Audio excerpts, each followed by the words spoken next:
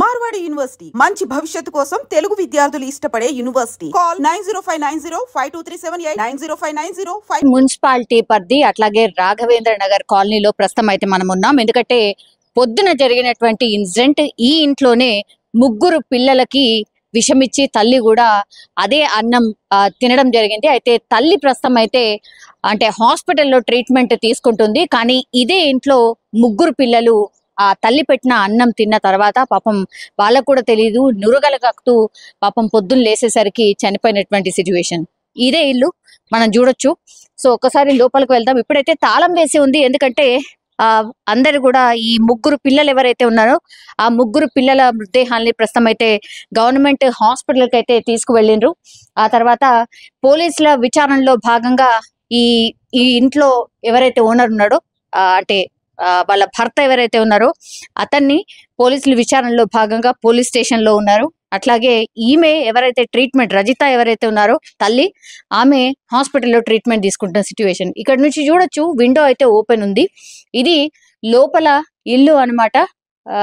పూర్తిగా పాపం రోజు వాళ్ళు వాళ్ళ ఫ్యామిలీ అందరూ కలిసిమెలిసి ఉండేటోళ్ళు. అట్లాంటి ఇంట్లో ఇప్పుడు ఎట్లాంటి హడావిడి లేని పరిస్థితి మనం చూడొచ్చు. ఆ టేబుల్ మీద బ్యాగ్ ఉంది. పాపం ఆ పిల్లలు చదువుకునే స్కూల్ కి వెళ్లే బ్యాగ్, పెన్సిల్స్ అవన్నీ కూడా మనం చూడొచ్చు. ఇప్పుడు ఈ ముగ్గురు పిల్లల పేర్లు వచ్చేసి సాయి కృష్ణ, మధుప్రియ, గౌతమ్. వీళ్ళందరూ కూడా కేవలం 12, 10 అట్లాగే 8 సంవత్సరాల పిల్లలు మాత్రమే. వాళ్ళ బట్టలన్నీ కూడా మనకి ఇక్కడ కనిపిస్తున్నాయి. పాపం ఆ పిల్లల బట్టల్ని మనం చూడొచ్చు.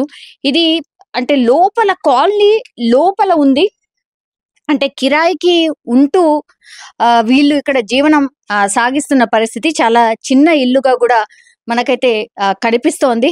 మనం చూడొచ్చు వీళ్ళకు సంబంధించిన బట్టలన్నీ కూడా ఇక్కడ బయట అట్లాగే ఉండిపోయినాయి. వాళ్ళు కూడా రోజులాగానే తెల్లారుతుంది, రోజులాగానే మనం స్కూల్కి వెళ్ళాలి ఇట్లనే అనుకొని ఉంటారు. కానీ మరి ఈ కుటుంబ కలహాల నేపథ్యంలోనే ఇప్పుడు భార్య భర్తల మధ్య గొడవ కారణంగానే ఆ పిల్లల్ని పూర్తిగా చంపిన తర్వాత ఆ తల్లి కూడా ఆత్మహత్య ప్రయత్నం అయితే చేసింది. కానీ ఆమె బయటపడినటువంటి సిచ్యువేషన్, ఎందుకంటే కడుపులో చాలా ఎక్కువగా నొప్పి రావడంతో అరవడం స్టార్ట్ చేసింది. ఇక భర్త వెంటనే ఆమెను హాస్పిటల్కి తరలించారు. ఇప్పుడైతే ఆమె ట్రీట్మెంట్ తీసుకుంటున్న సిచ్యువేషన్ అయితే కనిపిస్తోంది. ఈ ఇంట్లో మనం చూడొచ్చు, ఇక్కడ అన్ని కూడా ఇండివిజువల్ హౌసెస్, కాలనీ ఇది. సో దీని అపోజిట్ లో కూడా మనకు అన్ని ఇండ్లే కనిపిస్తున్నాయి. ముందట కొంచెం జాగా ఉంది, అట్లనే సైకిల్స్ అవన్నీ ఉన్నాయి.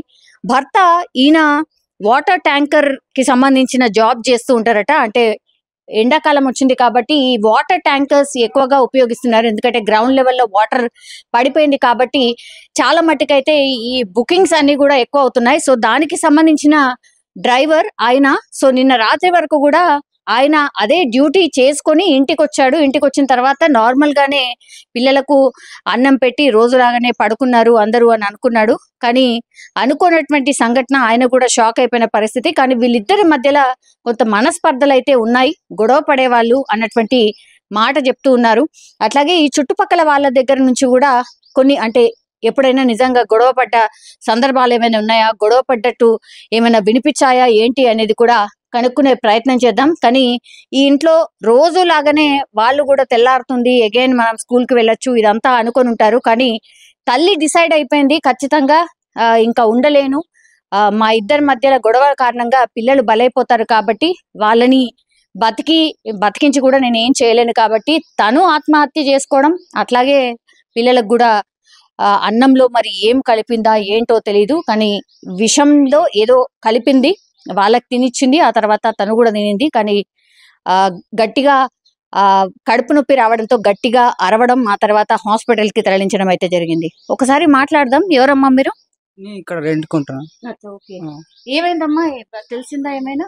ఏం తెలియదు, అంటే పొద్దున 2:40 అట్లా అరుపులు వినిపిస్తున్నాయి బయట నుంచి. వాళ్ళ అదే చెన్నయ్య హస్బెండ్ అరుపులు వినిపిస్తున్నాయి, ఏడ్చుకుంటా అరుపులు వినిపిస్తున్నాయి. మాకు ఇంట్లో కుక్క పిల్ల ఉంది, ఆ కుక్క పిల్ల అరుస్తుందని బయటికి తీసుకొచ్చినాం. బయటికి తీసుకొస్తే ఈ గేట్ దగ్గర వచ్చినాం. ఈడ వాళ్ళ హస్బెండ్ ఇంకా వాళ్ళ వైఫ్ పడిపోయి ఉన్నారు. హస్బెండ్ లేపుతున్నాడు, లేపుస్తలేదు. మా ముగ్గురు చిన్నపిల్లలు చనిపోయారు, మా భర్త వైఫ్ నన్ను కాపాడండి అని గోల గోల అరుస్తున్నాడు. మేము వచ్చి అడిగేసరికి ముగ్గురు చనిపోయారు, మా భార్యని కాపాడండి అని అనగానే నేను మా చూసిండు హస్బెండ్ ఆల్రెడీ పిల్లల్ని చూసిండు. పిల్లల పొజిషన్ ఎట్లుండే అమ్మా, మీరు వెళ్ళి చూసిండ్రా? మేము అప్పుడు వెళ్ళలే, ఒక 20 minutes తర్వాత పోతే బురుగు వచ్చింది నోట్ల నుంచి. ముగ్గురికి. ఏం తిన్నారు అని అంటున్నారు? అంటే పెరుగన్నంలో ఏదైనా విషయం ఇచ్చిరామో అంటారు అంతే. ఇప్పుడు అప్పుడు ఆమె అంటే మాట్లాడుతుందా? అసలు స్పృహ మొత్తం పోయింది, పడిపోయి ఉంది. పడిపోతే మా ఓనర్ అంకుల్ వాళ్ళకి చేసి పోయి పిలిస్తే హాస్పిటల్ తీసుకోరు కార్లో. 2:40 ప్రాంతాల్లో జరిగిందా అండి? అచ్చా, మీరు ఎక్కడ ఉంటారు ఇప్పుడు? వాళ్ళ మమ్మీని నేను. ఎక్కడ ఉంటారు మీరు? ఇక్కడే ఉంటాం మేము. ఏమైంది, మీరు కూడా వచ్చిండ్రా రాత్రి? నేను మా అబ్బాయి వచ్చినాము, నాకు ధైర్యం కాక వెళ్ళిపోయినా. మా అబ్బాయి వచ్చి మా ఓనర్లకు పిలుచుకొచ్చాడు. పిలుచుకొచ్చినాక అప్పుడు అమ్మాయికి పిలిస్తే పలకట్లేదు అసలు. అయితే అలా పిలుచుకొచ్చి అందరు కలిసి కార్లో వేసుకొని హాస్పిటల్కి తీసుకెళ్ళారు అంతే. ఆయన ఏం పని చేస్తాడమ్మా? ఆయన ట్యాంకర్ నడిపిస్తాడు, వాటర్ ట్యాంక్ నడిపిస్తాడు. ఎప్పుడెప్పుడు గొడవలు పడుతుండే వాళ్ళు అనేది తెలుస్తుంది? మాకైతే ఇప్పటి వరకు గొడవ అనేది చెప్పలేదు అమ్మాయి అయితే. అందరు బాగానే ఉండేది, ఫ్యామిలీ మొత్తం బాగానే ఉండేది. మన వరకు మేము ఎంజాయ్ చేసినాం బాగా. వాళ్ళిద్దరి మధ్యలో గొడవ ఉంది అనేసి? ఇద్దరి మధ్యలో గొడవ మాకైతే తెలియదు అసలు. అసలు ఎవరికి చెప్పుకోలేదు అమ్మాయి ఇప్పటి వరకు. ఆమె ఏం చేస్తుండే? అమ్మాయి టీచర్ గా చేసేది స్కూల్లోనా? స్కూల్లో. ఎక్కడ, ఏ స్కూల్? SP kids. ఎక్కడ ఉందమ్మా స్కూల్? ఇక్కడ రాఘవేంద్ర కాలనీ బస్ స్టాప్ దగ్గర. ఆమె కూడా డ్యూటీ చేస్తుండే. పిల్లలు ఎక్కడ చదువుతుండే మరి? డార్విన్ స్కూల్లో. మంచిగానే పిల్లలు అదంతా ఏమైనా చెప్పేటోళ్ళ? అమ్మ నాన్న కొట్లాడుతుండ్రో ఇట్లా? లేదా, పిల్లలు అసలు బయట అసలు ఏం చెప్పకపోయేది, మంచిగా ఆడుకునే వాళ్ళు, సంతోషంగా ఉండేవాళ్ళు. అందరు పిల్లలు మంచిగా ఉండేవారు పిల్లలంతా. అయితే నిన్న ఇన్సిడెంట్ జరిగిన తర్వాతనే మీకు కూడా తెలుసు? అంత ముందుకు అసలు ఏం తెలియలేదు మాకు. అది అయినాకనే ఆయన అరుస్తుంటే మేము వచ్చినాం అంతే తప్ప మేము రాలేము అంతవరకు. తెలియదు అసలు. ఇది ఎవరిదమ్మా ఇల్లు? ఇది వాళ్ళ ఓనర్స్ తెలియదు నాకు, మా ఓనర్ వాళ్ళకి తెలుసు. వాళ్ళు కూడా కిరాయికే ఉన్నారు, రెంట్కే ఉన్నారు వాళ్ళు. ఎన్నేళ్ల నుంచి ఇందులోకి వచ్చి 4 సంవత్సరాలు అవుతుంది. ఈ రాఘవేంద్ర కాలనీ నుండి 12 సంవత్సరాలు అవుతుంది అమ్మాయి ఇక్కడ ఉండబట్టి. 12 సంవత్సరాల నుంచి ఇక్కడ నుండి. అట్లనా? ఓకే. ఇప్పుడు వాళ్ళ అమ్మ నాన్న అందరు వచ్చిర్రు కదమ్మా పొద్దున, ఏమన్నారు, ఏమంటున్నారు వాళ్ళు? వాళ్ళు ఏమంటారు, వాళ్ళకి ఏం తెలియదు. అందరం అయిపోయినాకనే వచ్చినాం కదా అంతా, వాళ్ళకేం తెలియదు. వాళ్ళకి కూడా ఏం తెలియదు. వీళ్ళిద్దరు కొట్లాడుకుంటుండే, అట్లాగే ఆయనకి ఇది సెకండ్ మ్యారేజ్? అవును, సెకండ్ మ్యారేజ్ అంట ఇదైతే. కానీ పిల్లలు మాత్రం మేమే పుట్టిన పిల్లలే, ముగ్గురు పిల్లలు. అతనికి మాత్రం సెకండ్ మ్యారేజ్. మొదటి వైఫ్ ఏంది? ఆమె ప్రెగ్నెన్సీలో ఉన్నప్పుడు చనిపోయిందంట పాప, ఆమె ఇద్దరు చనిపోయారంట. ఆమె చనిపోయినాక ఈమె చేసుకున్నారంట. సో 12 అంటే ఎక్కువనే అయిండొచ్చు కదా? ఎన్ని సంవత్సరాలు అయిండొచ్చు? అలా ఏమో తెలియదు. అది 12 ఏళ్ల బాబు ఉన్నాడు. 12 ఏళ్ల బాబు ఉన్నాడు. వాళ్ళ పెళ్లి కాగానే ఏంటో తెలియదు మాకు. బాబు అయితే 12 సంవత్సరాలు ఉంటాడు, పెద్ద బాబు. ఆయన ఏంది అంటే గవర్నమెంట్ కి సంబంధించిన ట్యాంకరా? ప్రైవేట్. ఓకే. ఇక్కడ కాలనీలా ఎప్పుడైనా అంటే ఈ సందర్భంలో ఈ గొడవ పడ్డట్టు, లేకపోతే పిల్లలు గోల చేసినట్టు, ఏడ్చినట్టు, వాళ్ళు కొట్టుకున్నట్టు అట్లే లేదు, ఇప్పుడు వినిపించలేదు అట్లాంటిది. అస్సలు వినిపించలేదు. ఇప్పుడు ఎక్కడికి తీసుకెళ్ళిండ్రమ్మా?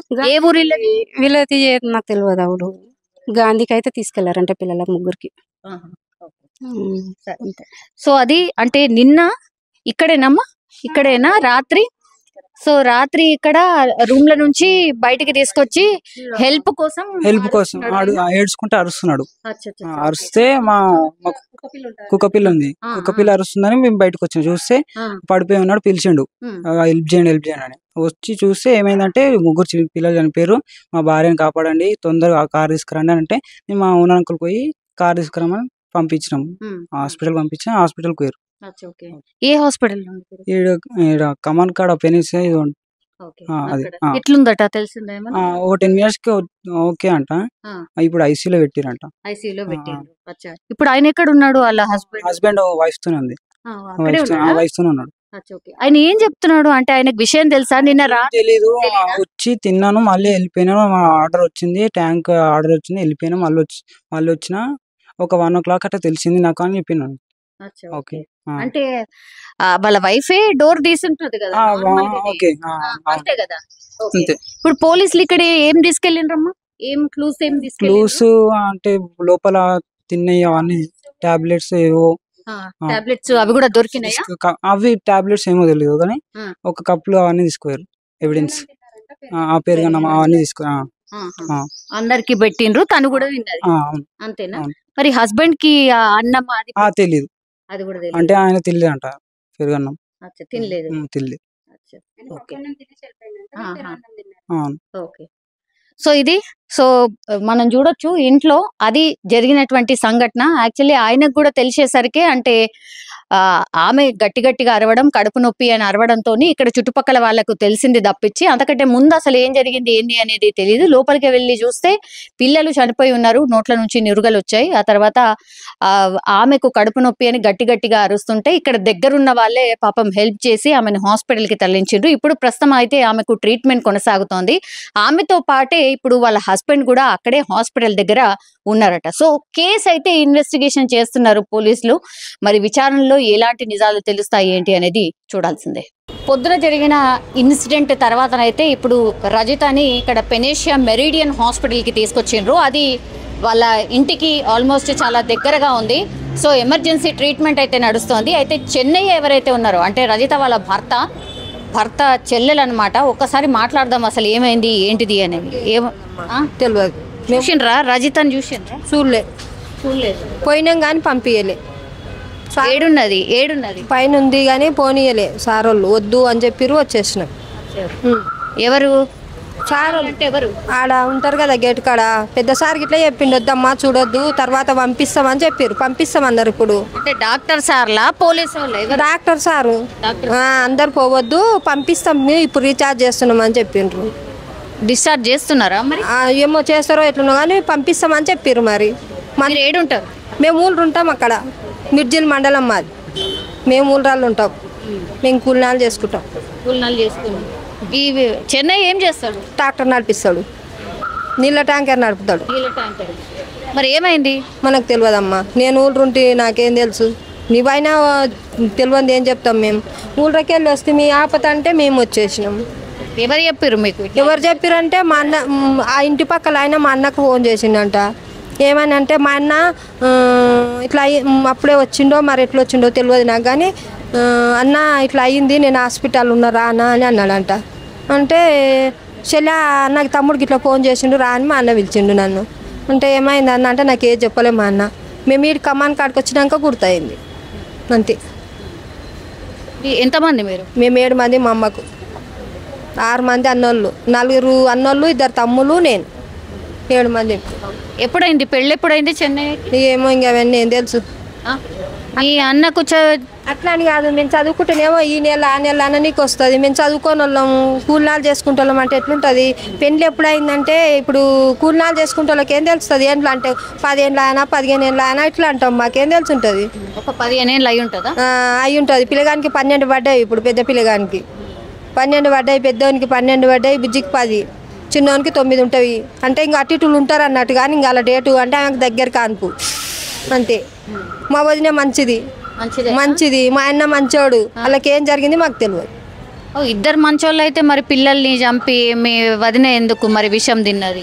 తెలియాలి, ఆమెకు తెలియాలి, అడగాలి, ఆమెనే అడగాలి. మాకేం తెలుసు, మేము ఊళ్ళో కూలి చేసుకుంటాం, మాకేం తెలుసు ఉంటుంది. ఇప్పుడు రావడం పోవడం అంటూ లేదా? ఎప్పుడు కాదు, నాకు ఆపరేషన్ అయింది, గర్భసంచి ఆపరేషన్. నేను 4-5 ఏళ్ళు అవుతుంది ఇక్కడికి రాకుండా అయ్యి, నాకు తెలియదు. ఫోన్లో కూడా ఫోన్ మాట్లాడడానికి నెల అవుతుంది, ఫోన్ మాట్లాడాక నేను ఫోన్ మాట్లాడలేక. ఒక్కరోజు ఫోన్ చేసింది, ఆమెనే చేసింది. ఫోన్ చేసి ఏమన్నదంటే కొన్ని తెల్లజొన్నలు తీసుకురా, కొంచెం మిరపొడి పట్టించుకురాక మీ అన్న ఇంటికి వస్తాడని చెప్పింది. అది ఒకటే మాట చెప్పింది మా వదిన. అక్క అంటది కొంత మిరపొడి కొన్ని తెల్లజొన్నలు పంపియాక అంటే పచ్చజొన్నలు ఉన్నవే గింటి పట్టియలేదు, తెల్లజొన్నలు అయితే లేవు, పంపిస్తా కానీ అన్న ఒక మాట అన్నది, ఫోన్ పెట్టేసింది అంతే. నెల క్రితం మాట్లాడిన మాట కాదు, వారం అయింది ఈ మాట మా వదిన చెప్పి. పోయిన ఆదివారం నాడు చెప్పింది. ఇంకా ఒకటే మాట నేను మాట్లాడింది ఆమెతోటి. ఆ ఒక్క మాట ఎందుకు, ఆమెనే ఫోన్ చేసింది, నేను చేయలే.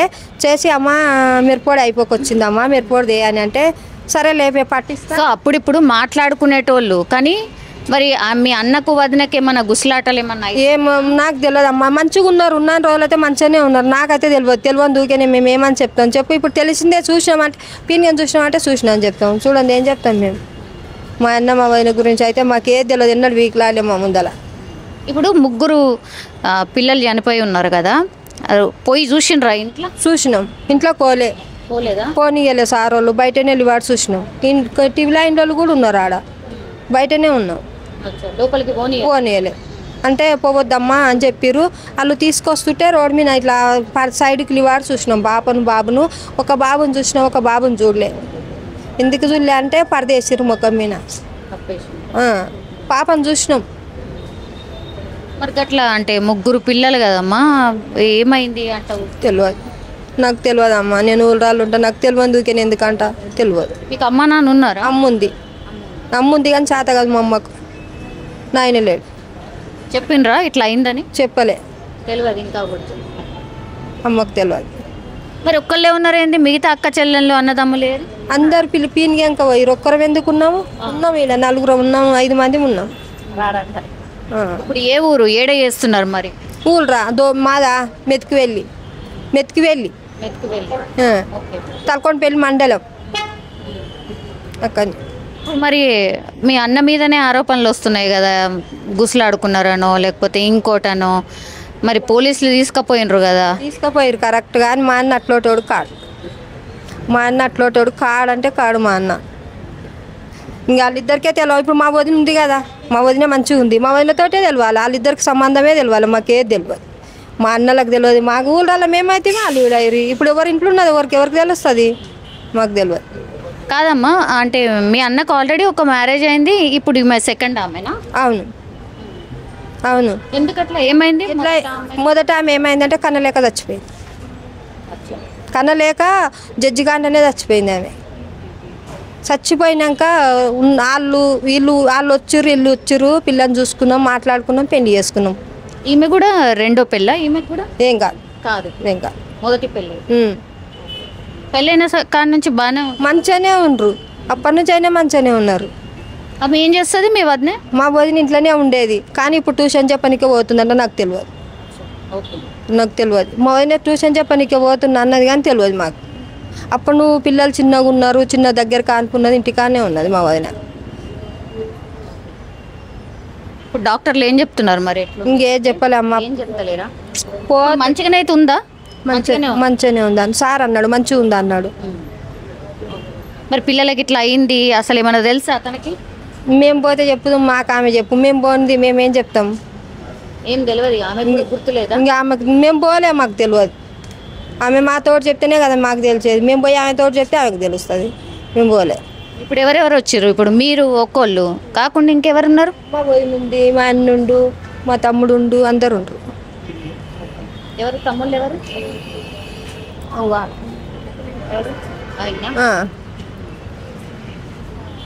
సో ఫ్యామిలీ మెంబర్స్ అందరూ ఇక్కడే ఉన్నారు. అంటే రచితకు ట్రీట్మెంట్ జరుగుతోంది. ఇదే హాస్పిటల్ అన్నమాట. ఇది హాస్పిటల్.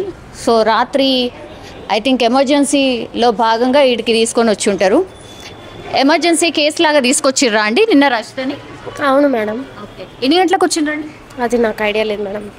నిన్న ఎన్ని గంటలకు తీసుకొచ్చిర్రు మేడం రచితని? Ma'am early morning 5:30.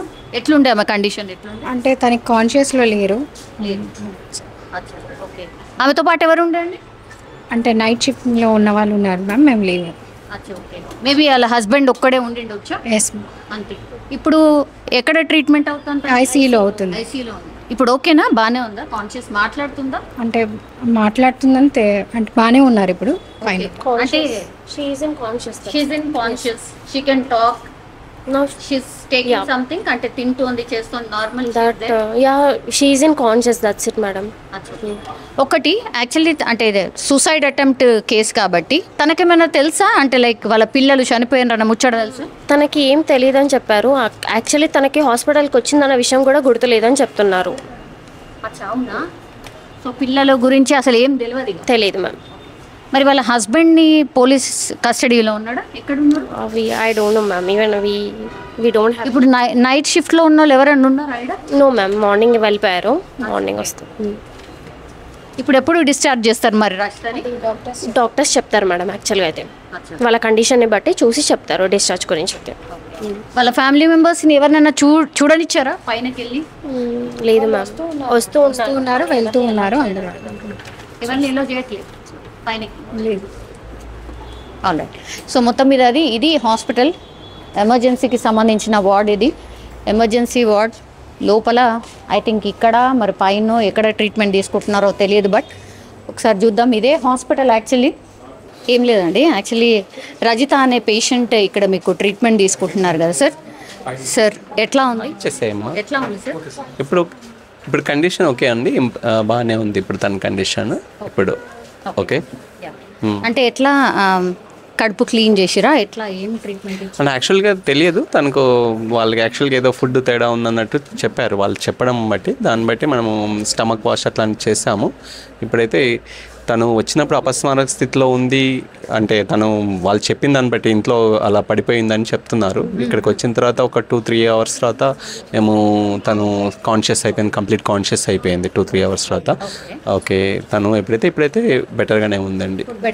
బెటర్గా. ఎప్పుడు డిశ్చార్జ్ చేయొచ్చు అంటే యాక్చువల్గా చూస్తామండి, ఫస్ట్ మేము ఏదైనా టాక్సికాలజీ అనాలిసిస్ అంటాం అన్నమాట. ఒక టెస్ట్ బ్లడ్ యూరిన్ టెస్ట్ పంపించాము. ఆ టెస్ట్లో ఏదైనా అబ్నార్మాలిటీ లేదు అనుకోండి వీ కెన్ డిశ్చార్జ్. కాకపోతే ఇప్పుడైతే పరిస్థితి అయితే మెరుగుపడింది. అంటే వచ్చినప్పుడు మన మార్నింగ్ ఎమర్జెన్సీలో వచ్చినప్పుడు తను అపస్మారక స్థితిలో ఉంది అని చెప్పారు. అది ట్రీట్ చేస్తాము. స్టమక్ వాష్ అవన్నీ చేసిన తర్వాత తను 2-3 అవర్స్ తర్వాత అయితే బెటర్గా ఉందండి. ఓకే. జనరల్లీ అంటే డాక్టర్ ఇప్పుడు పిల్లలు వాళ్ళ 3 kids వాళ్ళైతే చనిపోయినారు డాక్టర్.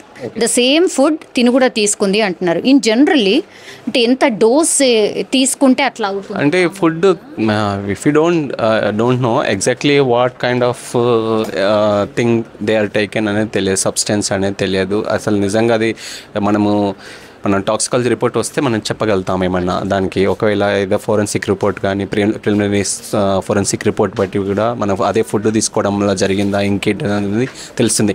ఇన్ కేస్ ఒకసారి ఫుడ్ కాకుండా ఇంకేమైనా జరిగిందా అక్కడ వీ డోంట్ నో. అసలు అక్కడ కండిషన్ సినారియోలో మనం లేం కదా అసలు కొత్త. We don't know. డాక్టర్గా నేను చెప్పేది ఈ పేషెంట్ కండిషన్ గురించి చెప్పండి, అడగండి. ఈ పేషెంట్ కండిషన్ గురించి యాజ్ ఆఫ్ నౌ ఈ పేషెంట్ చాలా బెటర్గా ఉన్నారు, ఇంప్రూవ్ అయ్యారు.